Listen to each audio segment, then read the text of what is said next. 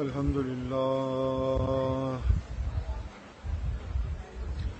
سبحان الله وبحمده سبحان الله العظيم سبحان ذي الجبروت والملكوت والكبرياء والعظمة إن الحمد لله نحمده ونستعينه ونستغفره ونعوذ بالله من شرور أنفسنا ومن سيئات أعمالنا من يهده الله فلا مضل له ومن يضلل فلا هادي له وأشهد أن لا إله إلا الله وحده لا شريك له وأشهد أن محمدا عبده ورسوله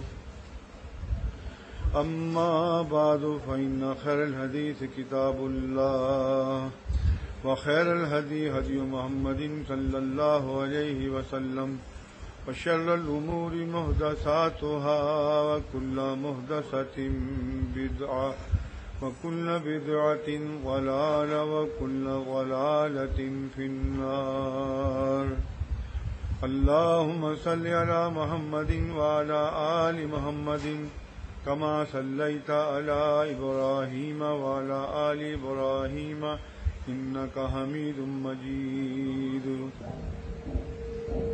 اللهم بارك على محمد وعلى آل محمد كما باركت على إبراهيم وعلى آل إبراهيم إنك حميد مجيد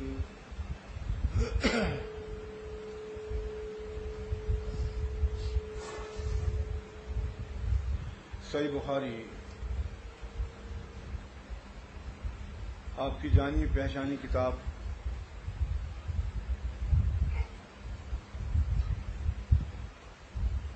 روح زمین پر قرآن مجید کے بعد سب سے زیادہ سچی اور معتبر کتاب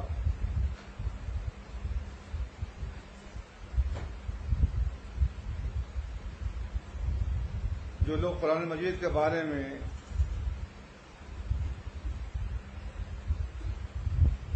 بڑی متقدس باتیں کرتے ہیں اور صحیح بخاری پر سے ہاتھ صاف کرتے ہیں، صحیح بخاری کے بارے میں ایسی باتیں کرتے ہیں کہ انجان آدمی سننے کے بعد اس کے ذہن سے جو صحیح بخاری کا ایک مرتبہ ہے وہ محو ہو جاتا ہے، مٹ جاتا ہے. وہ سمجھتا ہے بس قرآن مجید ہی صحیح کتاب ہے، باقی تو سب ایسے ہی ہو گیا، معاملہ خراب ہو گیا.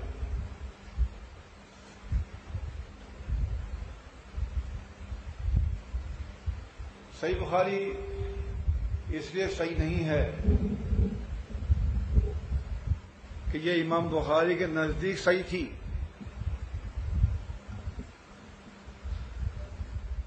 صحیح بخاری اس لیے صحیح مانی جاتی ہے کہ جب امام بخاری رحمۃ اللہ علیہ نے صحیح بخاری کو مرتب کیا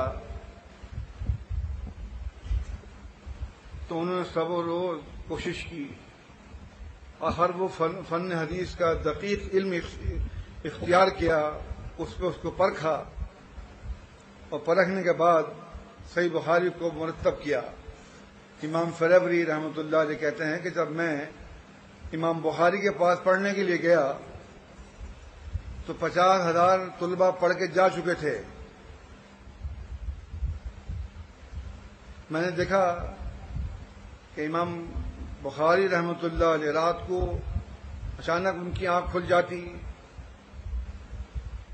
چکماک سے آنکھ نکالتے اور صحیح بخاری کو کھولتے، اس میں دیکھتے، پھر اس کو رکھتے، پھر سو جاتے. میں جاگ رہا تھا. میں نے دن میں ان سے پوچھا کہ آپ رات کو اٹھے تھے، شاید آپ کو کوئی بات یاد آ گئی تھی یا آپ نے کوئی تبدیلی کی صحیح بخاری میں. امام بخاری نے کہا کہ نہیں، وہ مجھے ایک سند یاد آئی اچانک مجھے ذہن میں، تو میں نے دیکھا کہ دیکھ لوں کہ وہ سند وہی ہے کہ اس میں کوئی آگے پیچھے تو نہیں ہے الفاظ یا راوی کا نام. اس طریقے سے صحیح بخاری کو مرتب کیا گیا. جب صحیح بخاری لکھ دی گئی تو امام بخاری نے اپنے استادوں کو صحیح بخاری پیش کی کہ آپ صحیح بخاری دیکھ لیں، اگر کوئی اس میں غلط حدیث آ گئی ہے، ضعیف حدیث آ گئی ہے تو آپ مجھے بتا دیں تاکہ میں اس کو نکال دوں اور اس کی جگہ جو اور حدیث صحیح ہے وہ لے کر آؤں. استادوں نے دیکھا جب ان کے مشہور استاد علی بن مدینی، عبداللہ بن یوسف، امام اسحاق بن راہویہ، یہ بڑے بڑے اماموں نے صحیح بخاری دیکھی اور پڑھی تو وہ ششدر رہ گئے. انہوں نے کہا کہ امام بخاری تم نے ایسی کتاب مرتب کر دی ہے کہ اس میں کوئی شک شبہ کی گنجائش نہیں ہے، لہٰذا ہماری جو کتابیں ہیں اس کی تصحیح کر دینا. اگر کوئی ہماری کتاب میں کوئی ضعیف حدیث آ گئی تو آپ ہمیں بتا دیں. حالانکہ امام بخاری اپنے استادوں سے کہہ رہے تھے، استادوں نے جب صحیح بخاری پڑھی تو اپنے شاگرد محمد سے کہا کہ تم دیکھو ہماری کتابیں، بس سب نشان لگا دینا. اس کے بعد انہوں نے اپنی ماں سے جو میں کلاس پھیلو ان کو دکھائی صحیح بخاری. جو ہم کلاس ہوتا ہے کہنے کا حق رکھتا ہے، بے باک ہوتا ہے، کہہ دیتا ہے. انہوں نے کہا نہیں صحیح ہے صحیح بخاری، پھر شاگردوں کو دکھائی انہوں نے. اس طرح اساتذہ، معاصر اور تلامذہ ان تمام کو صحیح بخاری جب دکھائی اور جب صحیح بخاری کو سب نے صحیح کہا تو پھر وہ الجامع الصحیح کہلائی.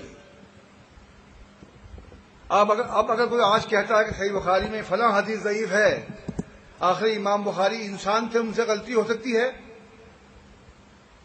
تو آپ کیا جواب دیں گے؟ آپ یہ جواب دیں گے کہ امام بخاری نے اکیلے نہیں دیکھا، اس کو ان کے استادوں نے دیکھا، ان کے ہم اثر نے دیکھا اور ان کے شاگردوں نے دیکھا. جب سینکڑوں آدمی نے صحیح بخاری کو دیکھ لیا، اب اس میں کوئی حدیث ضعیف نہیں ہے. مقدمہ فتح الباری میں تمام واقعہ نقل کیا صحیح سند کے ساتھ حافظ ابن حجر نے.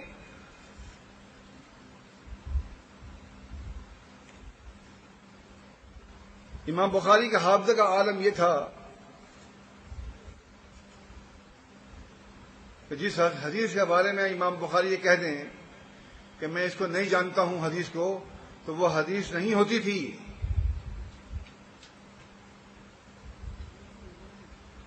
امام فلاس رحمۃ اللہ علیہ، ان کے شاگرد راستے سے گزر رہے تھے، یہ واقعہ نصرت الباری میں ہے سندن صحیح. انہوں نے کہا کہ ہم امام بخاری سے کچھ حدیث کی معلومات لیتے ہیں، ہمارے استاد تو ان کی بہت تعریف کرتے ہیں. کہا ان لڑکوں نے کہ یہ حدیث کے بارے میں ذرا ہمیں بتانا، امام بخاری یہ حدیث کیسی ہے. انہوں نے حدیث دیکھا اور انہوں نے کہا کہ لا علم ہو، میں اس کو نہیں جانتا. یہ کہہ کے امام بخاری چلے گئے. لڑکے ہنسنے لگے. شاگرد اب واپس گئے استاد کے بعد اور کہا اللہ سے آپ نے بڑی تعریف کی تھی امام بخاری کی، ہم نے امام بخاری سے یہ حدیث پوچھی تو انہوں نے کہا لا علم ہو، میں نہیں جانتا اس کو. امام فلاس بولے گا کہ نالائق بیوقوف ہو، جس بارے میں جس حدیث کے بارے میں امام بخاری یہ کہتے میں نہیں جانتا ہوں وہ حدیث ہوتی نہیں ہے، کوئی حدیث نہیں ہے. اس سے معلوم ہے کہ حافظہ کتنا قوی تھا امام بخاری کا کہ وہ دیکھ کے بتا دیا انہوں نے کہ حدیث جو ہے ہی نہیں، یعنی کہ ضعیف حدیث ہوگی، گھڑی بھی ہوگی، صحیح حدیث میں اس کا شمار نہیں تھا. فتح الباری میں ہے صحیح امام محمد رحمۃ اللہ علیہ، ان کو فن حدیث اس طرح یاد تھا جیسے کہ قل واللہ کے بچوں کو یاد ہوتی ہے. اس طریقے سے وہ فن حدیث کو جانتے تھے. امام مسلم آپ جانتے ہیں، امام مسلم بہت بڑا امام ہے، صحیح بخاری ہے پھر صحیح مسلم. امام مسلم نے ایک حدیث دیکھی، یہ امام حاکم کی کتاب ہے اصول حدیث پر، اس میں ہے یہ واقعہ صحیح. امام مسلم نے ایک حدیث دیکھی، اس کو صحیح قرار دیا. اس کے بعد امام بخاری کے پاس آئے اور کہا کہ شیخ ذرا دیکھنا یہ حدیث کیسی ہے. امام بخاری نے کہا کہ دیکھو میں کام میں لگا ہوا ہوں، ابھی تم لگ جاؤ میں دیکھ لوں گا. کہیں نہیں وہ مجھے بے چینی رہے گی، آپ مجھے بتا دو ذرا دیکھ کے. امام بخاری نے دیکھا، کہا فی ہے علتن، اس میں علت ہے. تو امام مسلم نے دونوں ہاتھ سے اپنا سر پکڑ لیا دونوں ہاتھوں سے، کہا شیخ اس میں علت ہے؟ کہ ہاں اس میں علت ہے، بتا دو مجھے کیا علت ہے. امام بخاری نے پھر کہا کہ میں کام میں لگاؤں، مجھ سے پوچھ لینا آ کر. وہ نہیں مانے. پھر ان کو بتایا کہ اس میں یہ خرابی ہے. امام مسلم نے کہا کہ اگر پیر چومنا منع نہ ہوتے تو میں اے استاد تمہارے پیر چوم لیتا. حالانکہ وہ ہم اثر ہیں، امام مسلم بھی ساتھ پڑھتے رہے ہیں، ساتھ اٹھتے بیٹھتے رہے ہیں، لیکن فن حدیث کے معاملے میں اور حافظے کے لحاظ سے امام بخاری ان سے بہت آگے تھے.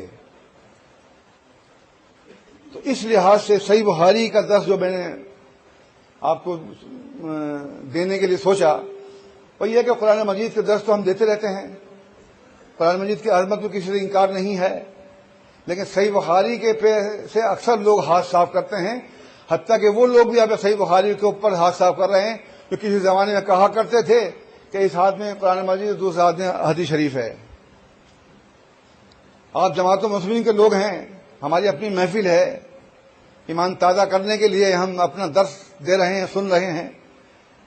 یہ ایمان کی تازگی ہے کہ صحیح بخاری کا درس سن رہے ہیں آپ. تو تھوڑا سا میں تمہیداً آپ کو بتایا صحیح بخاری کے بارے میں.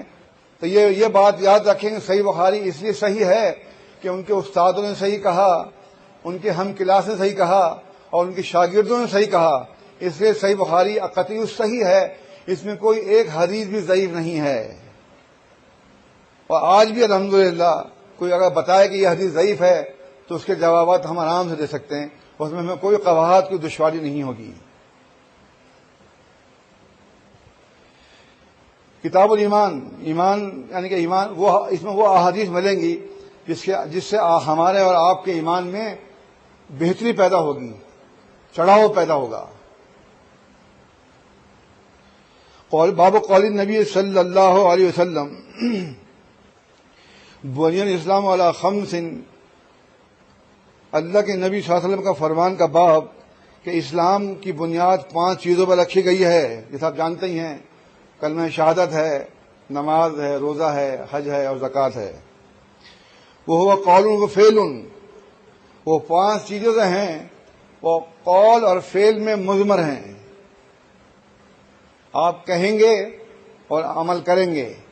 آپ نے کہا اشہد ان لا الہ الا اللہ وان محمد رسول اللہ، یہ آپ نے قول دہرایا، آپ نے اس کو کہہ دیا. وہ فعل، اور فعل یہ کرنا، پھر جو اس کے قواعد ہیں، اس کے ضوابط ہیں، اس کو پورا کر کے دکھائیے.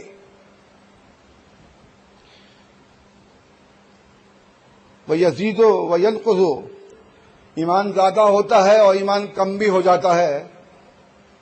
آپ جانتے ہی ہیں کبھی انسان کہ جب ایمان بڑھتا ہے تو ایک پکار پر وہ 1000 روپیہ خرچ کر دیتا اللہ کے راستے میں. کبھی ایمان اس کا کمزور ہوتا ہے تو آپ کچھ بھی کہتے ہیں دے گا نہیں وہ. تو ایمان میں بہتری، کبھی ایمان میں چڑھاؤ ہے، کبھی اتار، ایسا ہوتا رہتا ہے.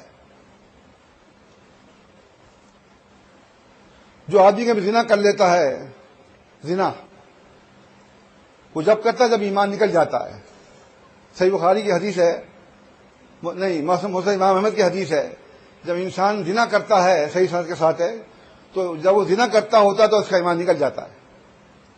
جب وہ زنا کر کے ہٹتا ہے تو ایمان واپس آتا ہے فوراً دل کے اندر، اور پھر اس سے کہتا تم نے کیا کیا، یہ تم نے زنا کر لیا.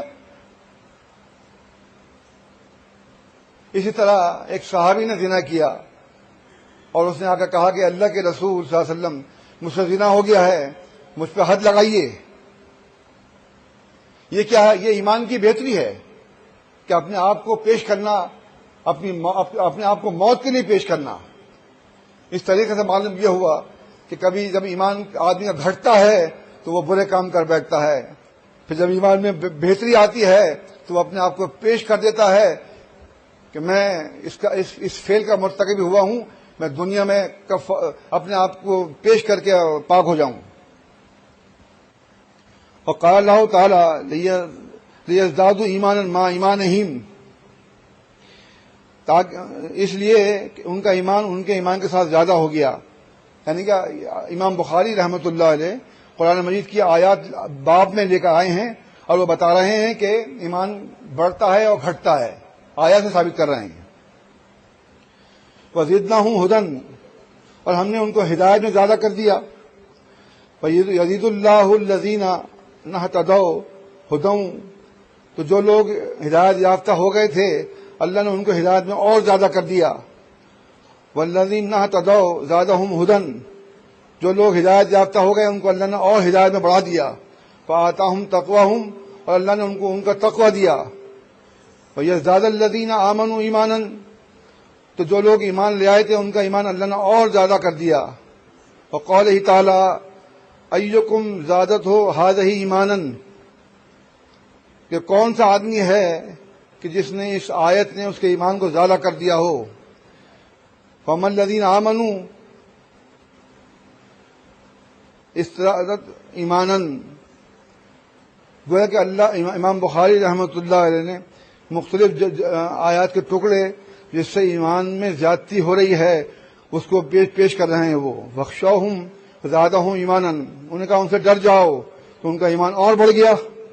اس طریقے سے ایمان میں زیادتی بھی ہوتی ہے اور ایمان میں کمی بھی آ جاتی ہے. وَمَا زَادَهُمْ إِلَّا إِيمَانًا وَتَسْلِيمًا، جب ان کو کوئی خبر پہنچتی ہے اللہ تعالیٰ کے بارے میں تو ان کا ایمان زیادہ ہو جاتا اور فرما برداری. والحب فی اللہ والبغض فی اللہ، اللہ تعالیٰ کے لیے بغض رکھنا ہے اور اللہ تعالیٰ کے لیے محبت کرنا ہے. من الایمان، تو یہ ایمان میں سے ہے. یہ ترمذی کی حدیث ہے صحیح، لیکن امام بخاری باب میں لے کر آئے ہیں. اس کی وجہ یہی ہے کہ امام بخاری کی جو شرائط ہیں سند کے لحاظ سے، صحت کے لحاظ سے، یہ اس کی سند پوری نہیں کرتی تھی، اس لیے امام بخاری نے اس کو باب میں نقل کر دیا اور اپنے متن میں لے کر نہیں آئے، حالانکہ ہے ترمذی کی صحیح حدیث ہے یہ. وكتب عمر بن عبد العزیز الى علی بن عدی، عمر بن عبد العزیز رحمۃ اللہ علیہ نے لکھا عدی ابن عدی کی طرف. عمر بن عبد العزیز بھی یہ بھی بہت بڑے امام تھے، خلیفۃ المسلمین تھے، اور ان کے بارے میں کہا جاتا کہ عمر ثانی تھے. جس طرح کہ عمر بن خطاب رضی اللہ عنہ دور کے اندر اسلام کا بہت کام ہوا، ویسے ہی کام انہوں نے بھی بہت کیا اپنے دور حکومت میں.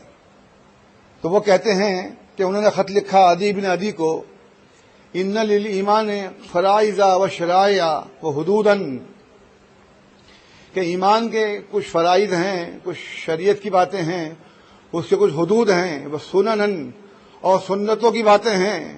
فمن استکملها الایمان، جس نے ان باتوں کو پورا کر لیا، یعنی فرائض کو یاد کر لیا، شریعت کی باتوں کو سیکھا اور حدود پر عمل کیا، سنتوں پہ عمل کیا، تو جس نے ان تمام باتوں میں عمل کیا استکملها، تو گویا کہ اس نے ایمان کو مکمل کر لیا. ومن لم یستکملها لم یستکمل ایمان، اور جس نے ان کو پورا نہیں کیا تو اس کا ایمان بھی پورا نہیں ہوا. فإن عیش پس انبئها لکم حتی تعلموا بها وإن امت فما انا علی صحبتکم بحریص. عمر بن عبدالعزیز کہتے ہیں اگر میں زندہ رہا تو میں تمہیں ان کے بارے میں ضرور بیان کر دوں گا یہاں تک کہ تم اس میں عمل کرو گے، اور اگر میں مر گیا تو میں تمہاری صحبت کا حریص نہیں ہوں، مجھے تمہارے ساتھ رہنے کا کوئی لالچ نہیں ہے. امام بخاری رحمۃ اللہ علیہ اپنے ابواب میں کچھ اقوال نقل کرتے ہیں، کچھ ایسی حدیث نقل کرتے ہیں جو صحیح بخاری کے معیار کو پورا نہیں کرتی ہیں. کچھ امام وہ قول نقل کرتے ہیں اور پھر حدیث لے کر آتے ہیں اور بتاتے ہیں کہ دیکھو یہ اتنے بڑے بڑے امام کیا کہہ رہے ہیں اور صحیح بخاری کی حدیث کیا کہہ رہی ہے. وقال ابراہیم علیہ السلام ولکن لتطمئن قلبی، حضرت ابراہیم علیہ السلام نے کہا تھا نا کہ اللہ تعالیٰ تو مردوں کو زندہ کرتا ہے تو ذرا مجھے دکھا دے. تو اللہ تعالیٰ نے فرمایا کہ اے ابراہیم، کیا آپ کو یقین نہیں ہے کہ اللہ تعالیٰ زندہ کر دیتا مردوں کو؟ تو انہوں نے کہا کہ نہیں، دل کی اطمینان کے لیے کہہ رہا ہوں میں، اگر تو میرے سامنے مردوں کو زندہ کر دے گا تو عین یقین ہو جائے گا معاملہ. مجھے یقین تو ہے پھر بھی. پھر اللہ تعالیٰ نے قرآن مجید میں فرمایا تھا کہ وہ 4 پرندے لیں اور ٹکڑے کر لیں تو ان کو بلاؤ تو وہ اڑتے ہوئے آئیں گے. اس طریقے سے ان کا دل مطمئن ہو گیا اور انہوں نے جان لیا حضرت ابراہیم نے کہ اللہ تعالیٰ مردوں کو زندہ کرتا ہے. وقال ابن مسعود وقال معاذ اجلس بنا نؤمن ساعتا، حضرت معاذ رضی اللہ عنہ کہتے ہیں کہ انہوں نے کہا کہ آؤ بیٹھو، ہم کچھ دیر بیٹھ کے ایمان کی باتیں کرتے ہیں. وقال ابن مسعود الیقین الایمان کلہ، ابن مسعود رضی اللہ عنہ کہتے ہیں کہ یقین پورا کا پورا ایمان ہے. اور قال ابن عمر لا يبلغ العبد حقیقت التقوى حتى يدع ما حاك في صدرك. عبداللہ بن عمر رضی اللہ عنہ کہتے ہیں کہ آدمی بندہ جو ہے تو تقوی کی حقیقت کو نہیں پہنچ سکتا جب تک کہ جو اس کے دل میں کھٹک رہا ہے وہ اس کو چھوڑ نہ دے. وقال مجاہد شرع لكم من الدین ما وصى به نوح واوصیناک یا محمد. اور فرمایا مجاہد کہتے ہیں کہ اللہ تعالیٰ کا ارشاد ہے کہ اللہ نے تمہارے لیے دین کا واضح راستہ بنا دیا ہے. اسی دین کی وصیت کی نوح علیہ السلام کو. واوصیناک یا محمد، اور اے محمد آپ کو بھی اسی چیز کی وصیت کی ہے ہم نے. وَإِيَّاهُ دِينًا وَاحِدًا، یعنی ایک دین واحد کی وصیت کی ہے. وقال ابن عباس شرعة ومنهاجا سبيلا وسنة ودعاء ایمانکم. امام ابن عباس کہتے ہیں کہ شرعتاً و منہاجا، شرعتاً کہتے ہیں شریعت، منہاج کہتے ہیں راستے کو، سبیل یعنی اس کے معنی بتا رہے ہیں کہ شرعتاً معنی کیا ہے سبیلاً، اور منہاج معنی کیا ہے سنتاً، سنت کی باتیں، یعنی کہ معنی بتا رہے ہیں امام حضرت ابن عباس رضی اللہ عنہ. اور دعاؤکم ایمانکم، تمہارا پکارنا تمہارا ایمان ہے. مطلب یہ کہ جو تم جب دعا کرتے ہو اللہ تعالیٰ سے، اس میں آپ کے ایمان کی مناسبت سے دعا قبول ہوتی ہے. جتنا اچھا ایمان ہوتا ہے اتنے اچھے الفاظ منہ سے نکلتے ہیں، دعا قبول ہو جاتی ہے. اب حدیث شروع ہوتی ہے.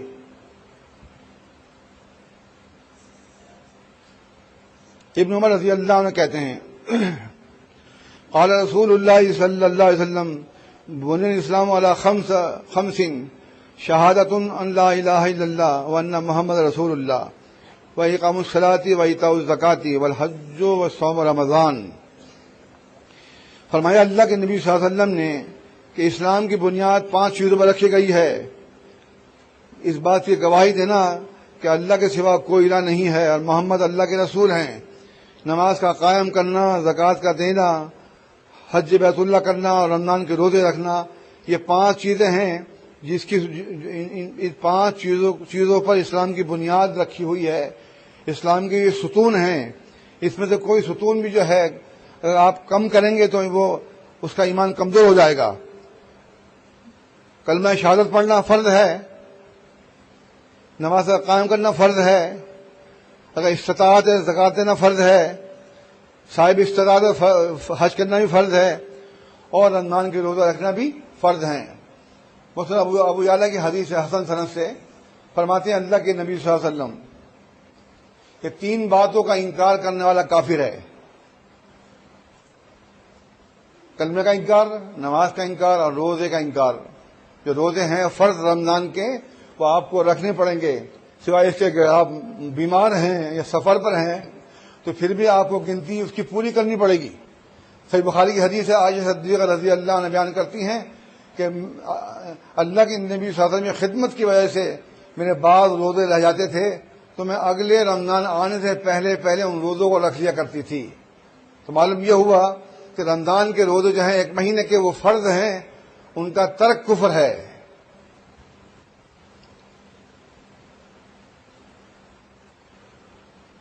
باب امور ایمان وقول اللہ عز وجل، ایمان کے کاموں کا باب اور اللہ عز وجل کے قول کا باب. لیس البر ان تولوا وجوہکم قبل المشرق والمغرب ولکن البر من آمن باللہ والیوم الآخر، یعنی کہ المتقون قد افلح المؤمنون. پھر امام بخاری رحمۃ اللہ علیہ باب میں آیت لے کر آئے کہ یہ نیکی نہیں ہے کہ تم اپنے چہروں کو مشرق کی طرف کر لو یا مغرب کی طرف کر لو، لیکن نیکی اس چیز کا نام ہے کہ جو اللہ تعالیٰ پہ ایمان لائے اور جو یوم آخر پر ایمان لائے، نبی پر ایمان لائے، تقدیر کی اچھائی برائی پہ ایمان لائے. یہ تمام ایسی چیزیں ہیں کہ جس پہ ایمان لانا ضروری ہے، ورنہ تو ایمان مکمل نہیں ہو سکتا.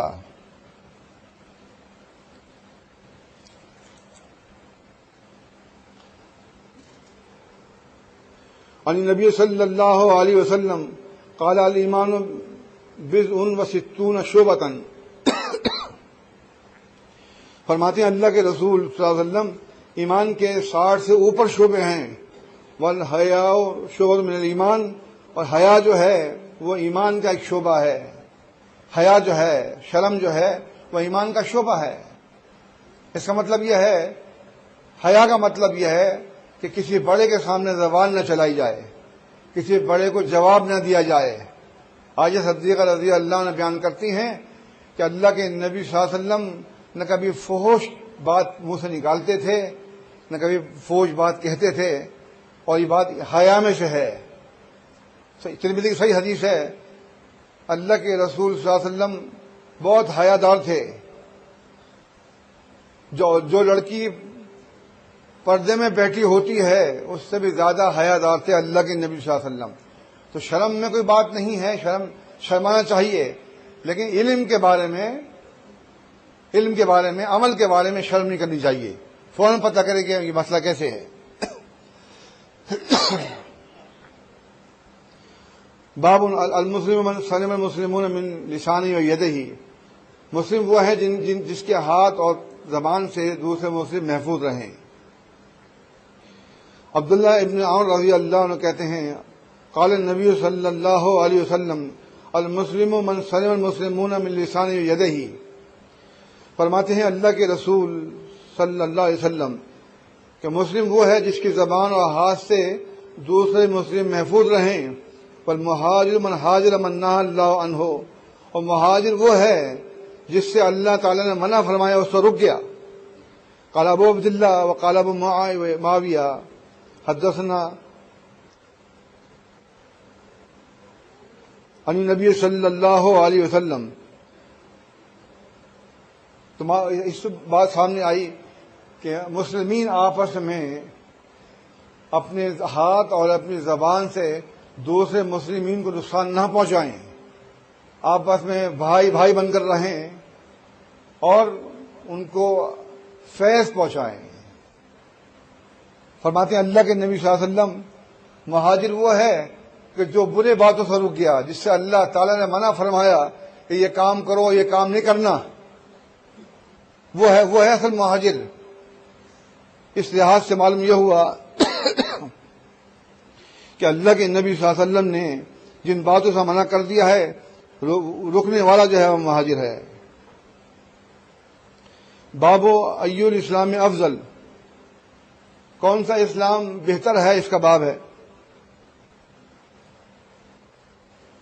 ابو موسیٰ کہتے ہیں قالوا یا رسول اللہ ای الاسلام افضل، انہوں نے کہا کہ اللہ کے نبی صلی اللہ علیہ وسلم کون سا اسلام بہتر ہے.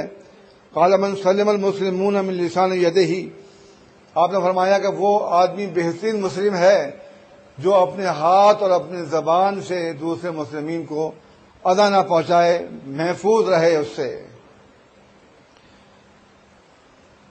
صحیح بخاری کی حدیث ہے، ایک شخص نے سوال کیا، اے اللہ کے رسول صلی اللہ علیہ وسلم مجھے کوئی ایسا عمل بتا دیجئے کہ میں اس پہ عمل کروں تو مجھے جنت مل جائے.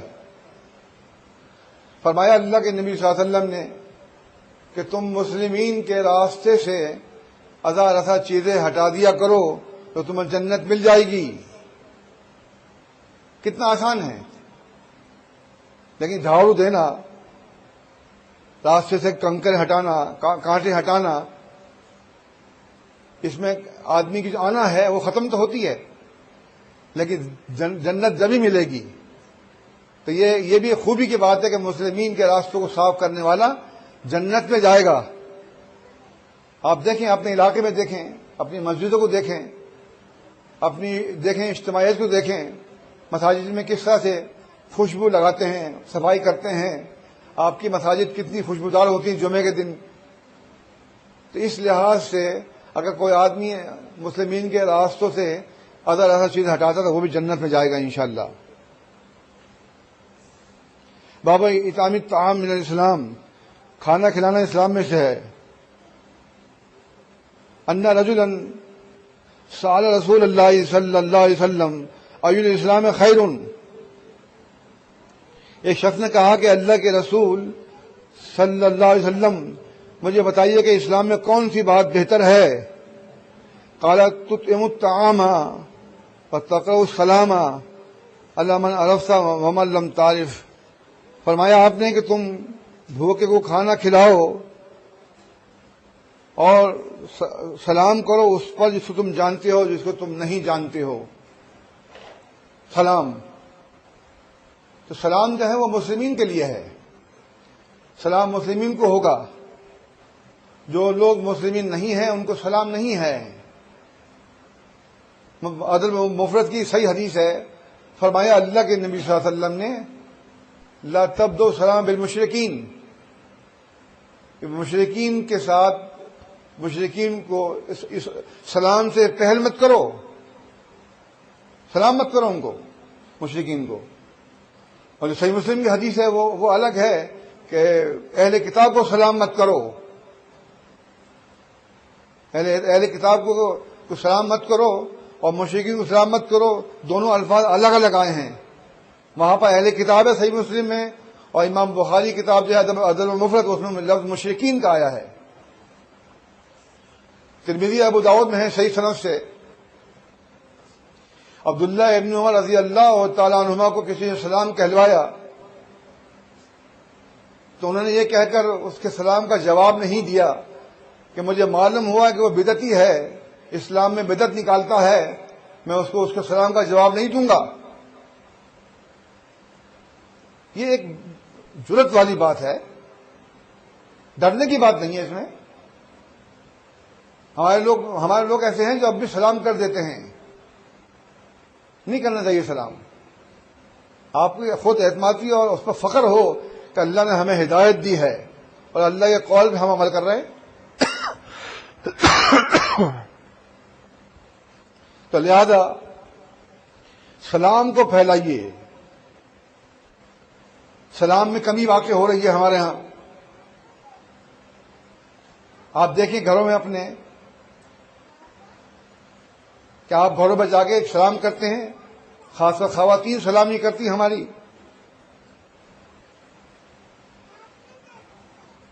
اللہ کے رسول صلی اللہ علیہ وسلم نے فرمایا تھا کہ تمہیں وہ نسخہ نہ بتاؤں تحاببتم بینکم، کہ تمہارے درمیان محبت قائم ہو جائے.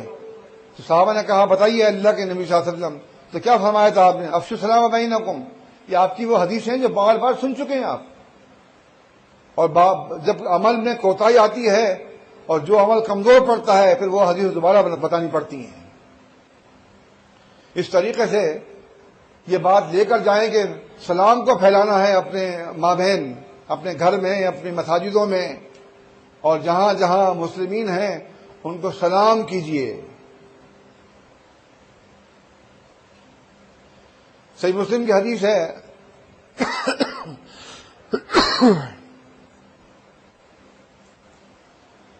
حضرت ابو موسیٰ اشعری رضی اللہ تعالی عنہ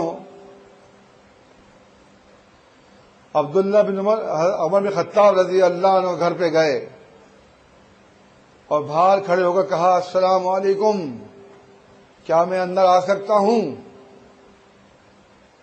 عمر بن خطاب رضی اللہ تعالیٰ عنہ کسی کام میں لگے ہوئے تھے، انہوں نے جواب نہیں دیا.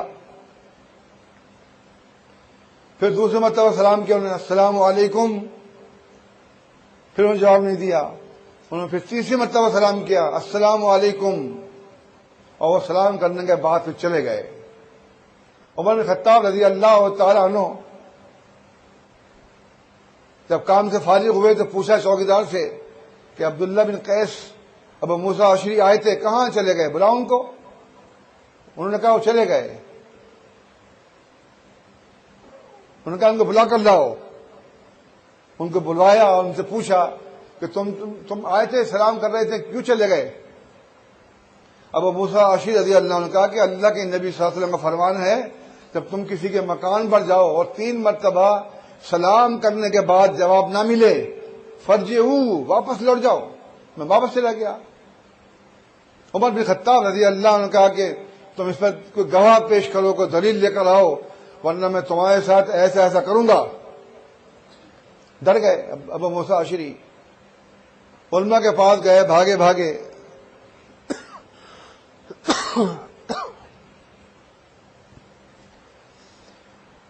علماء بیٹھے ہوئے دیکھا کہ ابو موسیٰ بہت گھبرائے ہوئے آ رہے ہیں. پوچھا کیا ہوا، خیریت؟ انہوں نے کہا کہ امیر المومنین السلام علیکم جو دروازے میں کیا جاتا ہے اس میں وہ دلیل مانگ رہے ہیں کہ 3 سلام کے بعد واپس لوٹ جاؤ، یہ کہاں ہے؟ تو علماء نے کہا تو یہ تو ابو سعید خودری بھی جانتے ہیں، بچے ہیں یہ، ان کے لے جاؤ، یہ گواہی دے دیں گے۔ یعنی کہ سلام اتنا عام فہم مسئلہ ہے کہ یہ کوئی نایاب نہیں ہے کہ کبھی کبھی سوال میں حدیث آتی ہے، یہ تو روزمرہ کا کام ہے، ان کو لے جاؤ۔ ابو سعید گئے آگے آگے اور پیچھے پیچھے ابو موسیٰ اشعری، ان کے پیچھے ابی بن کعب رضی اللہ تعالیٰ عنہ۔ ابو سعید خدری نے جا کے گواہی دی کہ میں گواہی دیتا ہوں کہ اللہ کے نبی صلی اللہ علیہ وسلم کی یہ حدیث ہے، جب تم کسی کے مکان پہ جا کر 3 مرتبہ سلام کرو اور جواب نہ ملے تو واپس لوٹ جاؤ۔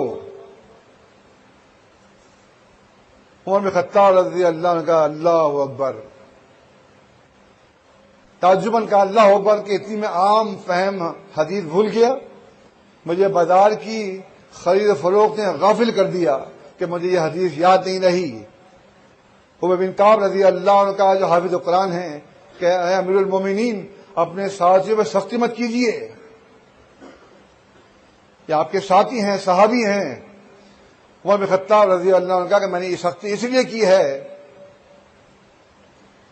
تاکہ کوئی آئندہ کوئی اس میں کوئی آدمی گڑبڑ نہ کر سکے، میں نے اس لیے کہا اور کوئی وجہ نہیں تھی میری۔ تو معلوم یہ ہوا جب کسی کے مکان پر جائیں مسلم کے تو باہر کھڑے ہو کر سلام کر کے اجازت مانگے، گھبرائی نہیں۔ آپ کی سلام کی آواز محلے میں کہیں بھی جاتی ہے سلام ہے، یہ سب مانتے ہیں، سب جانتے ہیں۔ یہ مسئلہ قرآن مجید میں بھی ہے اور احادیث میں بھی ہے، پھر کہاں کے لیے گھبراتے ہیں؟ کیوں شرم آتی ہے آپ لوگوں کو، آپ کی خواتین کو؟ ابو داؤد کی صحیح حدیث ہے، فرماتے ہیں اللہ کے رسول صلی اللہ علیہ وسلم کہ جب کوئی چیز بیچ میں آ جائے پھر ملو پھر سلام کرو۔ یہ محبت کی وہ بات ہے کہ جس کو ہم نے بہت کم کر دیا۔ صحیح بخاری صحیح مسلم کی حدیث ہے، ایک شخص نماز پڑھ رہے تھے، صحابی، وہ نماز پڑھ کر آئے اور کہا السلام علیکم یا رسول اللہ۔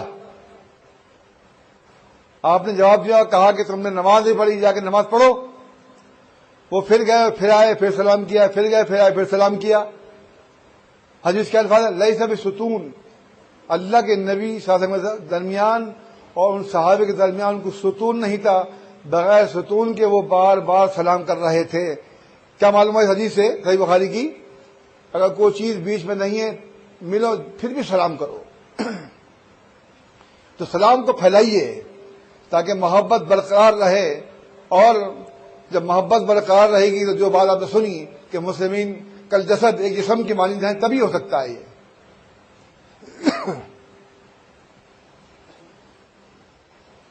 باب من الایمان ان یحب لاخیہ ما یحب لنفسہ، یہ ایمان میں سے ہے کہ آدمی جو چیز اپنے لیے پسند کرے وہ اپنے بھائی کے لیے پسند کرے، اس کا باب۔ انس رضی اللہ تعالیٰ عنہ کہتے ہیں علی نبی صلی اللہ علیہ وسلم قال لا یؤمن احدکم حتی یحب لاخیہ ما یحب لنفسہ، تم میں سے اس وقت آدمی مومن نہیں ہو سکتا جب تک کہ وہ اپنے بھائی کے لیے جو وہ چیز اپنے لیے پسند کرتا ہے وہی اپنے بھائی کے لیے پسند کرے۔ بہت مشکل کام ہے یہ، بہت مشکل کام ہے کہ جو چیز آپ اپنے لیے پسند کرتے ہیں اپنے بھائی کے لیے بھی پسند کریں، اور جو کرتا ہے اس کے کوئی مشکل نہیں ہے۔ تو لہذا یہ وہ ایمان کی باتیں ہیں، وہ محبت کی باتیں ہیں کہ جن کو یاد کر جائیں۔ اگر آپ کو اپنی لیے کوئی چیز خریدتے ہیں اور اپنے بھائی کو کوئی چیز دینے کی سوچتے ہیں تو ویسی چیز ہے جیسے کہ آپ نے اپنے لیے لی ہے، تو انشاءاللہ وہ ایمان میں سے ہے، یہ ایمان کی بات ہے، انشاءاللہ اس کو فائدہ ہوگا، ایمان کا فائدہ ہوگا۔ بابا حب رسول صلی اللہ علیہ وسلم میرا ایمان، اللہ کی نبی صلی اللہ علیہ وسلم محبت کرنا ایمان میں سے ہے، اس کا باب ہے۔ حضرت ابو ہریرہ رضی اللہ عنہ روایت ہے ان رسول اللہ صلی اللہ علیہ وسلم قال والذی نفس بیدہ لا یؤمن احدکم حتی اکون احب الیہ من والدی وولدہ، فرماتے اللہ کے نبی صلی اللہ علیہ وسلم تم میں سے آدمی اس ہستی کی قسم جس کے ہاتھ میں میری جان ہے کیا فرمایا؟ اس ہستی قدم جس کے ہاتھ میں میری جان ہے، تم میں سے کوئی آدمی اس وقت تک مومن نہیں ہو سکتا جب تک کہ وہ مجھے اپنے آپ سے، اپنے والدہ اور اپنی اولاد سے زیادہ محبوب نہ بنا لے۔ اب یہ کیسے ہوگا؟ یہ ایسے ہوگا کہ اللہ کے نبی صلی اللہ علیہ وسلم کی بات کو ہر موقع پہ آپ کو اوپر رکھنی ہوگی۔ جب کبھی کوئی مسئلہ آتا ہے تو محبت کا تقاضا یہ ہوگا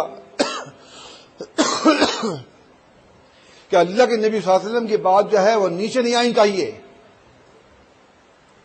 ہر موقع پہ نبی صلی اللہ علیہ وسلم کی بات کو اوپر رکھیں، خواہ آپ کا معاملہ اولاد سے پڑ رہا ہے، ماں باپ سے پڑ رہا ہے، یا اپنے آپ سے پڑ رہا ہے، ہر موقع پہ اللہ کے نبی صلی اللہ علیہ وسلم کی بات کو اہمیت دینی ہوگی۔ یہ ہے ایمان۔ فرض کیجیے کہ آپ کسی دعوت میں گئے، دعوت فرقوں کی بھی آپ مان سکتے ہیں، اگر وہاں فرقوں کی دعوت میں کوئی خرافات نہیں ہے، موویوں کو تصویر نہیں ہے، کھڑے ہو کے کھانا نہیں کھلایا جا رہا ہے، بیٹھ کے کھلا رہے ہیں، تو آپ جا سکتے ہیں، وہاں پر کوئی بات نہیں ہے۔ وہ آپ کو یقین دلا دیں کہ نہیں بھائی آئیے آپ، ہم ایسا کریں گے۔ آپ گئے، وہاں دیکھا کہ مووی بن رہی ہے یا کھڑے ہو کے کھانا کھلایا جا رہا ہے اور آپ واپس چلے گئے، تو یہ ایمان میں سے ہے۔ وہ ہے کہ اللہ کے نبی صلی اللہ علیہ وسلم کی بات کی وجہ سے آپ وہاں سے واپس لوٹ گئے۔ ہر موقع میں جب ایسا کریں گے تو انشاءاللہ تعالی جماعت کی نیک نامی ہوگی، آپ کو حب رسول مل جائے گا۔ اللہ کے نبی صلی اللہ علیہ وسلم کی بات پر عمل کرنے سے اللہ تعالیٰ آپ کو پسند کرے گا۔ اس طریقے سے آپ جب دیکھیں گے کہ اللہ کے نبی صلی اللہ علیہ وسلم کی بات کو میں ہر جگہ پر، تو گویا کہ وہ آپ کو ایک قلبی اطمینان ہوگا، قلبی اطمینان ہوگا آپ کو۔ اور دوسری روایت میں ہے وَالنَّاسِ اجمعین، کہ تمام لوگوں سے زیادہ مجھے محبوب بنا لو۔ مطلب کیا ہے؟ تم میں تو کوئی آدمی ایمان کا مزہ نہیں چکھ سکتا جب تک کہ وہ مجھے اپنی اولاد سے، اپنے والدین سے اور دنیا کے تمام لوگوں سے زیادہ محبوب نہ بنا لے۔ تو اللہ کے نبی صلی اللہ علیہ وسلم کی بات کو اہمیت دیجیے، ان کی بات پہ عمل کیجیے، ان کی بات کو پہنچائیے۔ ان کی بات کو اہمیت دینا ہی محبت کا تقاضا ہے۔ باب حلاوت الایمان، ایمان کی مٹھاس کا باب۔ انس رضی اللہ عنہ روایت کرتے ہیں نبی صلی اللہ علیہ وسلم قال ثلاث من کن فیہ وجد حلاوت الایمان، فرمایا اللہ کے نبی صلی اللہ علیہ وسلم نے جس آدمی میں تین باتیں ہوں گی اس نے ایمان کی مٹھاس پالی۔ ان یکون اللہ ورسولہ احب الیہ مما سواہما، پہلی بات کہ اللہ اور اس کا رسول اس کی طرف ان دونوں کے سوا ان تمام لوگوں سے زیادہ وہ دونوں محبوب ہو جائیں۔ کون؟ اللہ اور رسول۔ اللہ سے محبت کریں، والذین آمنوا اشد حبا للہ، ایمان والے وہ ہیں جو شدید محبت اللہ سے کرتے ہیں۔ اور پھر اللہ کے نبی صلی اللہ علیہ وسلم محبت کیجیے، تو یہ ایمان کی مٹھاس ہے۔ ایمان تو ہے دل میں، مگر ایمان کو میٹھا کرنے کے لیے کیا کرنا ہوگا کہ آپ کو اللہ اور اس کے رسول کو ہر موقع پر مقدم رکھنا ہوگا، ہر موقع پہ ان کی بات کو ماننا ہوگا، ہر بات کو ان کی بات کو اہمیت دینی ہوگی، کتنی ہی مخالفت کیوں نہ ہو جائے۔ الحب فی اللہ والبغض فی اللہ، اللہ کے لیے محبت کرنا اور اللہ کے لیے بغض رکھنا، یہ محبت، یہ ایمان کی علامت ہے۔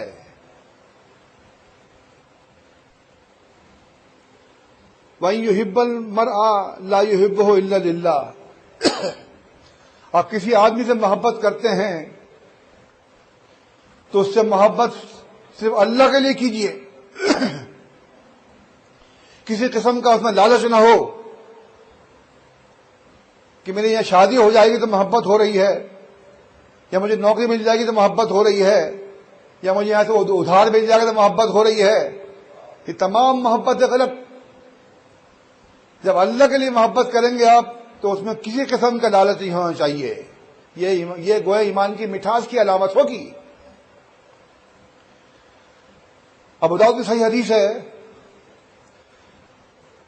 ایک شخص نے کہا اگر اے اللہ کے رسول صلی اللہ علیہ وسلم میں فلاں صحابی سے محبت کرتا ہوں، آپ نے فرمایا تم نے ان کو بتایا کہ نہیں، کہ جاؤ ان کو جا کے بتاؤ۔ مطلب کیا، اگر آپ کسی سے محبت کرتے ہیں اس کو بتا تو ہے نہیں آپ، تو محبت میں آگ کیسے لگے گی؟ محبت میں آگ جب لگے دونوں کو پتا ہو۔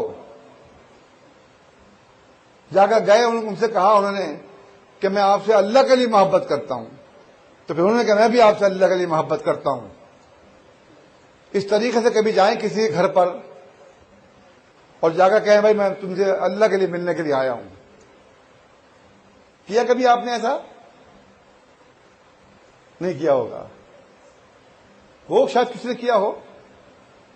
بھائی دونوں تحفہ تحائف جو ہے وہ آدمی کے ایمان میں بہتری لے کے آتا ہے۔ تحفہ تحائف کیا فرمایا نبی صلی اللہ علیہ وسلم نے، ابو داؤد کی حدیث احمد میں بھی ہے کہ تحفے دو اپنے بھائی کو بغیر کسی لالچ کے، وہاں بھی محبت قائم ہوگی آپ کی۔ کوئی لالچ دل میں لے کے مت جائیے، آپ اس کو تحفہ دے کر آئیں بھائی کو اپنے، بیٹھیں 5 منٹ، جو بھی خاطر کرتا ہے واپس آ جائیں، اور جو کچھ دل میں ہے وہ اللہ تعالیٰ جانتا ہے۔ اس طریقے سے اللہ تعالیٰ کے لیے محبت کرنا بہت بڑی بات ہے۔ صحیح مسلم کی حدیث ہے، ایک شخص اپنی بستی سے دوسری بستی جانے کے لیے نکلا۔ یہ حدیث بار بار آپ سنیں اور بار بار آپ اس کو اپنے دماغ میں لے کر آئیں تو آپ یقین جانیں کہ یہ حدیث بڑی عجیب ہے کہ اللہ تعالیٰ نے ایک فرشتہ بھیج دیا۔ بات کی اہمیت کو خود دیکھیں آپ کہ ایک شخص کسی دوسری بستی میں اپنے بھائی سے ملنے کے لیے جا رہا ہے، اللہ تعالیٰ نے ایک فرشتہ بھیج دیا۔ اتنی معمولی 2 آدمیوں کو بھی اللہ تعالیٰ کے حافظے میں ہے کہ کوئی آدمی جو ہے اس بستی سے دوسری بستی میں اللہ کے لیے ملنے جا رہا ہے، اس کے بعد فرشتہ بھیج کر میں معلومات لوں۔ وہ عالم و اللہ جانتا ہے۔ تو فرشتہ کہاں آتا ہے؟ نبیوں کے پاس۔ یہ بہت ہی کسی اہم بات کے لیے آتا ہے۔ آپ کے سامنے یہ بہت اہم بات ہے۔ فرشتے نے جا کر پوچھا کہ بھائی کہاں جا رہے ہو؟ اس نے کہا میں اپنے بھائی سے فلاں بستی میں رہتا ہوں، ملنے جا رہا ہوں، کہ تمہیں کوئی کام ہے ان سے؟ یعنی کام کچھ بھی نہیں ہے، میں اللہ کے لیے میں سوچو شاید تمہیں کوئی کام ہو۔ نہیں، مجھے کوئی کام نہیں ہے، میں صرف اللہ کی رضا جوئی کے لیے اس سے ملنے جا رہا ہوں۔ تو اللہ تعالیٰ نے اس کو وہیں کھڑے کھڑے کیا کہلوایا کہ اللہ تعالیٰ تم سے محبت کرتا ہے۔ اب دیکھیں کتنی بڑی بات ہے یہ، فرشتے کا آنا اور وہاں اس کو اس بات کی خوشخبری سنانا کہ تم اللہ کے لیے جا رہے ہو ملنے کے لیے، تو اللہ تم سے محبت کرتا ہے۔ بہت بڑی بات ہے۔ اللہ تعالیٰ کی ہستی، اس کی اگر آپ اندازہ لگائیں تو آپ کا دماغ فیل ہو جائے گا۔ لیکن اللہ تعالیٰ نے کہلوا دیا کہ میں تجھ سے محبت کرتا ہوں۔ تو آپ بھی کبھی جا کے دیکھیں ایسے، ایک بستی سے دوسری بستی جائیں صرف اس لیے کہ ہمیں فلاں مسلم بھائی میرا وہاں رہتا ہے، میں اس سے ملنے جا رہا ہوں، اور اس سے مل کے واپس آؤں گا اللہ تعالیٰ کے لیے۔ کریں یہ کام۔ صحیح بخاری صحیح مسلم کی حدیث ہے، قال 7 آدمی ایسے ہیں یذلهم اللہ فی ظلہ یوم لا ظل الا ظلہ، کہ جو اللہ تعالیٰ کے سائے میں ہوں گے جبکہ اس کے سائے کے سوا کوئی سایہ نہیں ہوگا۔ وہاں بھی 2 آدمی بتایا، رجلان اجتمع علیہ وتفرق علیہ، 2 آدمی وہ جو اللہ تعالیٰ کی محبت پر ملتے ہیں اور اللہ تعالیٰ کی محبت پر جدا ہو جاتے ہیں۔ یہ دونوں آدمی کون ہیں؟ جن کے پاس اللہ تعالیٰ کی محبت ہے، اللہ کے لیے ملتے ہیں وہ، اور جب جدا ہوتے ہیں تب بھی دل میں محبت اللہ کے لیے لے کے جاتے ہیں۔ وہ دونوں اللہ تعالیٰ کے سائے میں ہوں گے جیسے اس کے سائے کے سوا کوئی سایہ نہیں ہوگا۔ غور کریں، یہ حدیث بھی بہت زبردست ہے، کوئی بات نہیں ہے۔ آپ ویسے آپ محبت تو کرتے ہوں گے آپس میں، لا محالہ دشمنی تو آپ کو نہیں ہوگی، لیکن محبت کو استعمال کیجئے۔ یہ احادیث کیوں بتائی جا رہی ہیں کہ آپ اس پر عمل کیجئے، اس سے جماعت میں بہتری آتی ہے، جماعت کے اندر یگانگت پیدا ہوتی ہے اور ایک جسم کے مانند جماعت بن جاتی ہے جب اس قسم کے کام ہم شروع کر دیں کہ لوگ جہاں اللہ کے لیے ملنے جا رہے ہیں۔ یہاں بھی آپ اجتماع کے اندر آئے ہیں، اس میں بھی آپ اپنے خیالات لے کر آئے ہوں گے کہ بھائی ہمارا فلاں مسلم سے ملاقات ہوگی، اور جیسے آپ دیکھ رہے ہیں جو حدیث ہے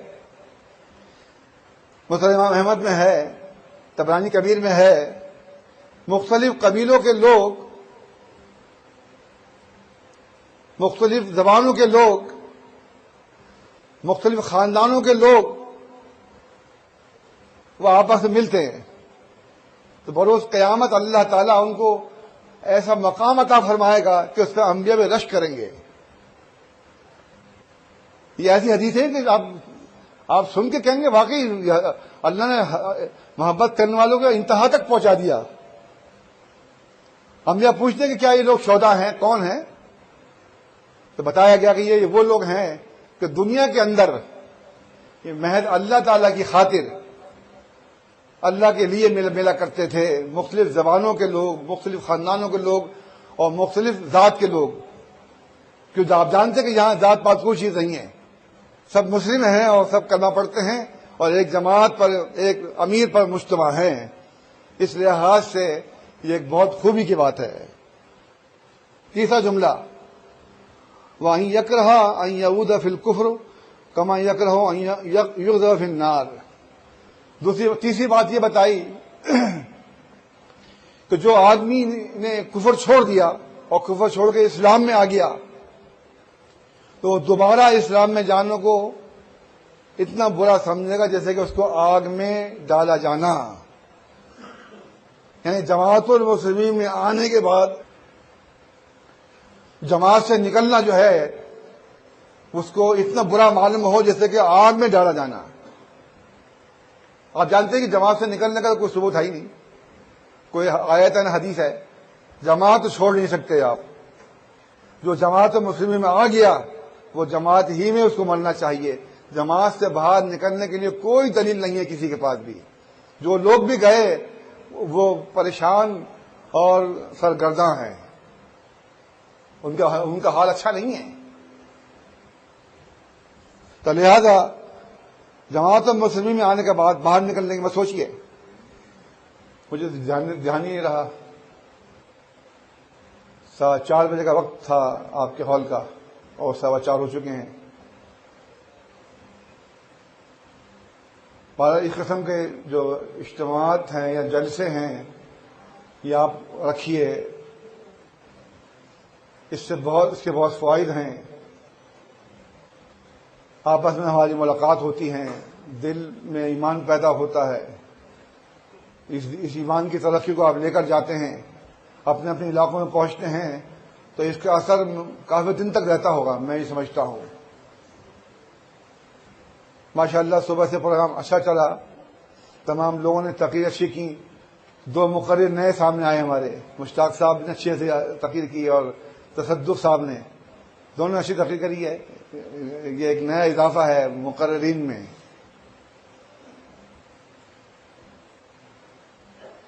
اس طرح حالوں کے اندر جلسہ رکھا جائے 3 گھنٹے کا، وہ رکھیں آپ 5 مہینے بعد یا 6 مہینے بعد، اس سے یہ فائدہ ہوگا کہ عام لوگوں کو فائدہ ہوتا ہے، پبلسٹی ہوتی ہے، ان کو اشتہارات دکھائے جاتے ہیں، باہر لگائے جاتے ہیں، اس سے بہت جماعت کا فائدہ ہوتا ہے۔ جماعت آپ کی بہت بڑھ رہی ہے الحمدللہ، بہت لوگ جماعت میں آ رہے ہیں، بس تھوڑی سی وسائل کی کمی ہے، انشاءاللہ وہی اللہ تعالیٰ پوری کرے گا۔ اجتماع کا جو ہے وقت ختم ہو چکا ہے، انشاءاللہ تعالیٰ پھر آپ سے ملاقات ہوگی۔ مرکزی اجتماع جو ہے اس کا پیغام لے کر جائیں آپ۔